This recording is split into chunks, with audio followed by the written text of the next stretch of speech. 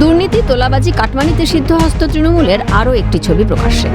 দক্ষিণ 24 পরগনার ডায়মন্ড হারবার পুরসভার 16 নম্বর ওয়ার্ডে সেচ দপ্তরের জমি দখল করে অবৈধভাবে বাণিজ্যিক বহুতল নির্মাণের অভিযোগের তীরে পুরসভার ভাইস চেয়ারম্যান রাজশ্রী দাস। স্থানীয়দের একাংশের দাবি, তাঁর তত্ত্বাবধানেই এই বহুতল নির্মাণ করা হয়েছে। বহুতলের মালিক সুফল সর্দারকে এ বিষয়ে প্রশ্ন করা হলে তিনি পুরসভার একটি রসিদ দেখান। তাঁর দাবি, অনুমতি সাপেক্ষে নির্মাণ হয়েছে। অভিযোগ, ওই রসিদ অনুযায়ী প্রায় 3,81,000 টাকা পুরসভায় জমা দেওয়া হয়েছে। রসিদে ডায়মন্ড হারবার পুরসভার ভাইস চেয়ারম্যান রাজশ্রী দাসের স্বাক্ষরও রয়েছে বলে দাবি।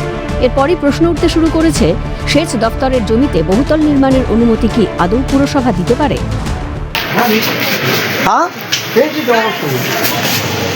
সেটাই জানতে চাইছি আমরা। তো আমি পড়তে জানি না কে দিয়েছে না দিয়েছে, কোনো আমি পড়াশোনা জানি না, দেখে দিলাম, এটা দেখেন। ডায়মন্ড হারবার পুরসভার চেয়ারম্যান প্রণব দাসের সাফাই, এই অনুমতি চেয়ারম্যান দেন না। বিষয়টি সম্পর্কে তাঁর কিছু জানা নেই। অন্যদিকে রাজ্যের রাজনৈতিক পালাবদলের পর থেকেই এলাকায় ভাইস চেয়ারম্যান রাজশ্রী দাসকে দেখা যাচ্ছে না বলেও স্থানীয়দের দাবি। এখন পুকুর নেই, বিল্ডিংটা হয়েছে, বাড়ি হয়েছে, বিল্ডিংটা বেশি দিন হয় না। তো আমি দিই না, চেয়ারম্যান দেয় না, কে দিয়েছেন তার ব্যাপার। আমার তো দায়িত্ব আমার মধ্যে পড়ে না, ভাইস চেয়ারম্যান দায়িত্ব কী করেছেন সেটা আমি পরবর্তীকালে আরও জানার চেষ্টা করি। নিশ্চয়ই আইনতভাবে ব্যবস্থা আছে। ঘটনায় সরব ডায়মন্ড হারবারের বিজেপি নেতা দীপক হালদার এবং সিপিআইএম-এর 1 নম্বর লোকাল এরিয়া কমিটির সম্পাদক দেবাশিস দাস। তাঁদের অভিযোগ, তৃণমূল সরকারের আমলে ডায়মন্ড হারবার পুরসভা এলাকায় একাধিক অবৈধ নির্মাণ হয়েছে এবং এর পিছনে তৎকালীন তৃণমূল সরকারের মদত ছিল। তাদের আরও অভিযোগ, কাটমানি নিয়েই এ ধরনের বেআইনি নির্মাণে প্রশ্রয় দেওয়া হয়েছে।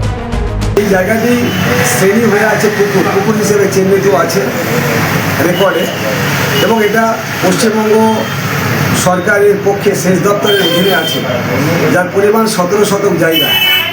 এই জায়গার উপরে একটি অবৈধভাবে বিল্ডিং নির্মিত হয়েছে, যা সম্পূর্ণভাবে ইলিগ্যাল, এবং আমি মনে করি পুরসভার কোনো অনুমতি নেই। তার কারণ হচ্ছে পুরসভা এই জায়গার উপরে কখনো অনুমতি দিতে পারে না।